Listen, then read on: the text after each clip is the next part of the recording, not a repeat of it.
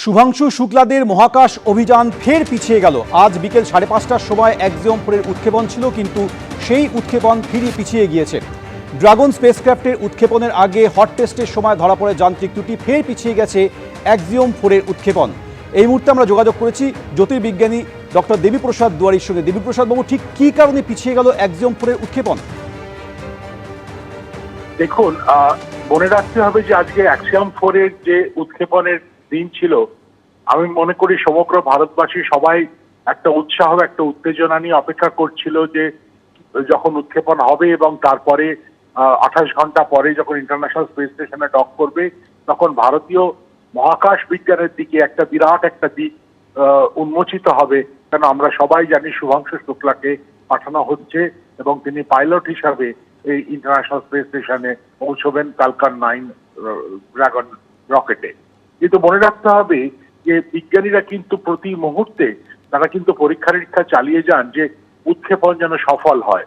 আর এক্ষেত্রে যাতে পরিকাঠামো সব ঠিক থাকে, সব কিছু যন্ত্র যাতে ঠিকমতো কাজ করে, সেটা খুব গুরুত্ব। কেন এই রকেটের সঙ্গে যে ক্যাপসুলটি যাচ্ছে তাতে 4 জন বিখ্যাত মানুষ, 4 জন গবেষক এবং বিজ্ঞানী তারাও যাচ্ছেন। সুতরাং তাদের যে সিকিউরিটি, সুরক্ষা, সেই দিকটা সব থেকে বড় গুরুত্বপূর্ণ। আর সেই ক্ষেত্রে দেখা গেছে যে পরীক্ষার সময় হঠাৎ করে একটি যে বুস্টার পার্ট রকেটের, সেখান থেকে লিকুইড অক্সিজেন একটি লিক হতে দেখা গেছে। এই লিকুইড অক্সিজেনটি লিক হওয়ার জন্য একটি গুরুত্বপূর্ণ মিটিং ডাকা হয় এবং সেখানে নাসা, স্পেস এক্স এবং অ্যাক্সিয়ামের যে যারা কর্মচারী এবং বিজ্ঞানী রয়েছেন, তার সঙ্গে ইসরোর বিজ্ঞানীরাও ছিলেন। ইসরোর বিজ্ঞানীরাই মূলত বলেন যে এটা ঝুঁকি হবে, ঝুঁকি নেওয়া হয়ে যাবে যদি এই মুহূর্তে উৎক্ষেপণ হয়। সুতরাং যে অক্সিজেন, লিকুইড অক্সিজেন লিক হয়েছিল, সেইটাকে পুরোপুরি ভাবে সারিয়ে তার পরবর্তীকালে আবার পরীক্ষা করে যে আর কোনো ত্রুটি আছে কিনা বা কোনো রকম কোথাও কোনো জ্বালানি লিক করছে কিনা সেটা দেখার পরেই তারপরে লঞ্চ উইন্ডো পাওয়া গেলে সেই লঞ্চ উইন্ডোতে আবার উৎক্ষেপণ হবে। সুতরাং সেটি কবে হবে, কোন মুহূর্তে হবে, সেটা এই মুহূর্তে কিন্তু বিজ্ঞানীরা বলতে পারছেন না।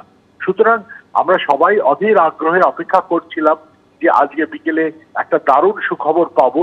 সুখবর নিশ্চয়ই পাবো, তবে মনে রাখতে হবে এটা কিন্তু মঙ্গল।